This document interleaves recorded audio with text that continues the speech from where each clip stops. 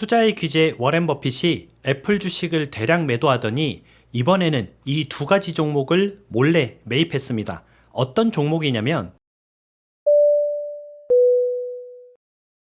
안녕하세요. 재테크 읽어주는 파일럿입니다. 제가 얼마 전에 워렌 버핏이 애플 주식을 50%가량 매도했다, 이런 말씀을 드렸죠. 그 이유로 인해서 좀 주식시장이 굉장히 붕괴를 해서 좀 검은 월요일 이런 걸 우리가 좀 겪었는데, 이제 주식시장에 이렇게 크나큰 영향을 주는 워렌 버핏이 이번에는 이 두 가지 종목을 매수했다고 합니다. 어떤 종목인지 함께 알아보시고요. 한 가지 종목은 제가 좀 그래도 굉장히 잘 아는 종목이거든요. 그래서 그 종목에 대해서 좀 자세하게 설명해 드리도록 하겠습니다. 화면을 통해서 같이 공부해 보시죠. 투자의 대가, 투자의 귀재 워렌 버핏이 애플을 팔았죠. 원래 이제 애플을 맨 처음에는 안 샀었습니다. 그런데 나중에는 애플 주식이 굉장히 올라가다 보니까 애플을 안 산 걸 후회한다 이러면서 뒤늦게 애플을 이제 매수를 했죠. 아마 평단가가 100불 초반 뭐 이 정도 됐었던 것 같은데요. 지금은 애플이 이제 220불 정도 됐으니까 애플에서도 100% 이상 수익을 좀 낸 거죠. 그리고 본인 포트폴리오 보유 주식 종목 중에서 절반 정도를 차지할 정도로 애플을 굉장히 많이 가지고 있었습니다. 그래서 애플을 굉장히 좀 사랑하는, 애정하는 그런 모습을 좀 드러냈었는데요. 돌연 갑자기 애플을 대량으로 팔았죠. 그러더니 이 주식을 샀습니다. 원래는 애플을 237조 원 정도 들고 있었습니다. 이게 정말 말이 안 되는 금액이거든요. 237조 원, 237억 아니고요. 2370억 아니고 237조를 들고 있었는데 그 정도로 좀 몰빵을 했었죠. 그런데 122조를 갑자기 팔았습니다. 절반 정도를 좀 팔아치웠죠. 그러면서 이제 표면적으로는 세금 때문에 판다, 세금 내야 돼서 판다, 뭐 이렇게 얘기를 했지만, 뭐 워렌 버핏이 지금까지 해왔던 걸 보면은 코카콜라 뭐 이런 것들은 들고 있잖아요. 걔네들은 세금 때문에 팔지 않잖아요. 그래서 세금은 약간 핑계인 것 같고, 애플의 성장성에 대해서 약간 의문점을 좀 던진 거죠. 그럴 수밖에 없는 이유가 애플이 거의 연간 한 20% 이상씩 성장을 해왔거든요. 그런데 지금은 애플의 성장 동력이 10% 이하로 떨어졌습니다. 한 자릿수만큼 성장을 하고 있는 거죠. 그전에는 고성장을 하니까 내가 많이 사도 좋았었는데 지금은 뭐 저성장을 하니까 다 팔기는 좀 그렇고 적정 부분 절반 정도는 팔아서 현금으로 들고 있거나 좀 유망한 주식에 투자를 하고 싶은 거죠. 그래서 이제 버크셔 해서웨이 그 회사 덕분에 검은 월요일을 맞았죠. 주식시장 전체가 대폭락장을 한번 경험을 했습니다. 물론 며칠 후에 좀 이제 회복을 하고 있는 지금 모습을 보이고 있는데, 아무튼 이 대폭락장의 원인이 검은 월요일 워렌 버핏 때문이었다.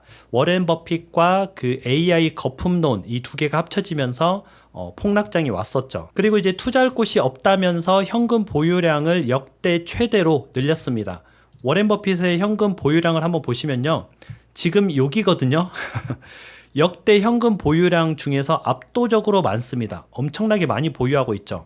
지금 이 구간, 여기 이 늘어난 이 구간은 애플을 매도함으로써 현금이 늘어난 구간인데요. 대략 우리나라 돈으로 계산하면은 378조, 억 아니고요. 378조 원에 달하는 돈을 현금으로 들고 있습니다. 언제 어디서든 무슨 기업을 살 수 있을 정도의 돈인 거죠. 그러던 애플이 갑자기 이 두 종목을 대거 사들였거든요. 어떤 종목이냐면은 첫 번째는 항공기 부품 제작사 헤이코입니다. 우리가 헤이코 뭐 또는 항공업계에서는 하이코 이렇게 부르기도 하고요. 두 번째는 화장품 회사 울타뷰티입니다.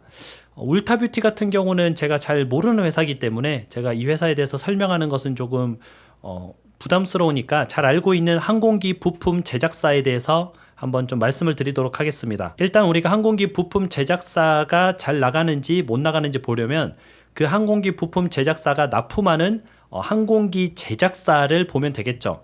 항공기 제작사는 에어버스와 보잉이 있거든요. 에어버스 같은 경우에는 수주 잔고, 지금 주문을 받아놓은 잔고가 8,598대 비행기를 지금 계약 들어온 게 8,598대고요. 1년에 출하 가능 대수가 800대입니다. 그러면은 언뜻 잡아서 10년치 출하 물량이 다 끝났다라고 보시면 되고요. 항공기 한 대가 보통 수천억 정도 하거든요. 뭐 저렴한 건 한 1,500억 정도, 뭐 비싼 거는 뭐 3천억도 있고요. 뭐 4천억도 있는데 아무튼 항공기 자체가 이렇게 굉장히 비싼 물건인데 이 비싼 물건이 이미 8,500대가 주문이 들어왔고 이게 10년치 출하량이다 라고 보시면 되는데 엄청 좀 호황인 거죠. 항공기 제작사 입장에서는.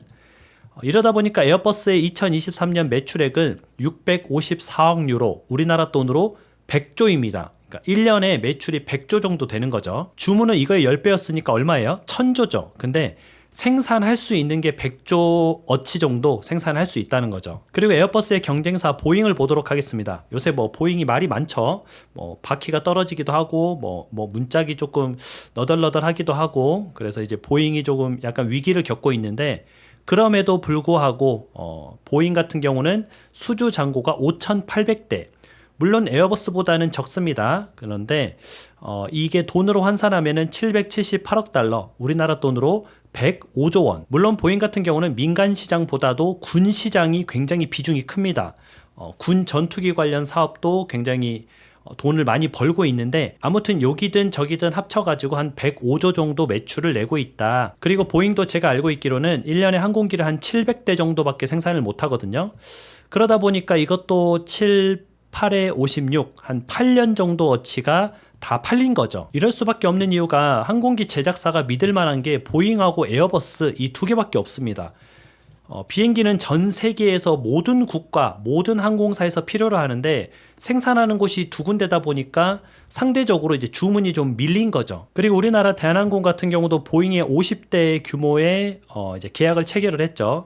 777, 787 우리가 뭐 미주, 유럽 이런 데 갈 때 타고 가는 약간 중형기 비슷한 비행기고요. 뭐 대형기라고도 부를 수도 있겠죠. 요즘에는 뭐 747, 제가 탔었던 747이나 380 같은 경우에는 좀 많이 이제 사라지는 추세니까 중형기였지만 대형기를 대체하는 비행기 수준이다. 그 정도 크기다라고 보시면 되는데 뭐 아무튼 이 777, 787을 30조 원어치 규모를 구매를 했습니다. 대한항공이 사겠다 이렇게 얘기를 했고요. 계약을 한 거죠.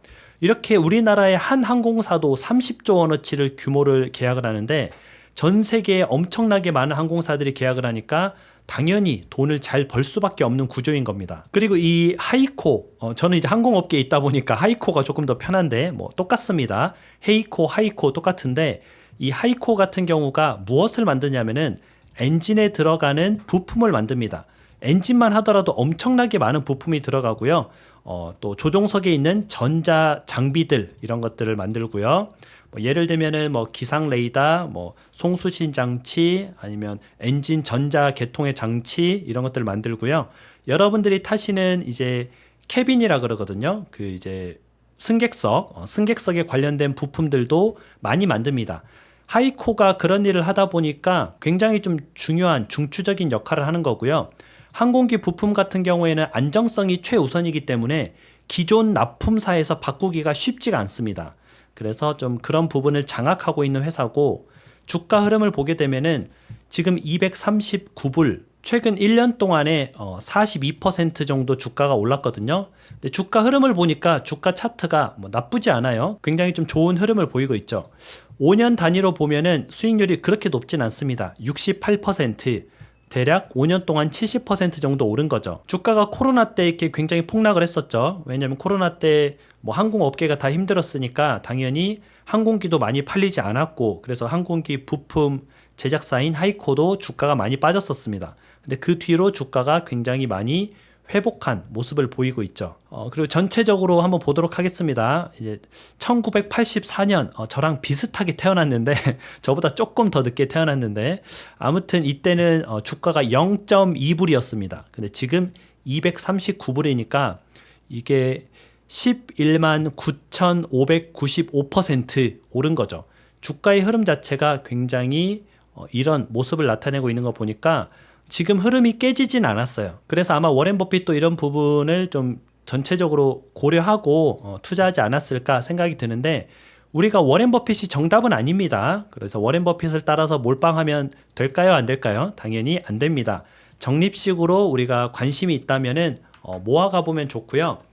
이게 워렌 버핏이 샀으니까 오를 거야 라고 이제 따라 사는 것은 조금 위험한 행동이긴 해요. 우리가 참고를 하고 워렌 버핏이 왜 저런 회사에 관심을 가졌는지, 어떤 투자 성향인지 그런 부분을 좀 이해하는 시간이다 라고 보시면 되고요. 항공기 제작사나 하이코가 지금 잘 나가고 있지만 항공업계라는 것은 또 큰 사고가 한 번 나면은 주가가 출렁이기 마련이거든요. 그런 단점도 있으니까 여러분들이 그런 단점까지 잘 알고 가시길 바랍니다.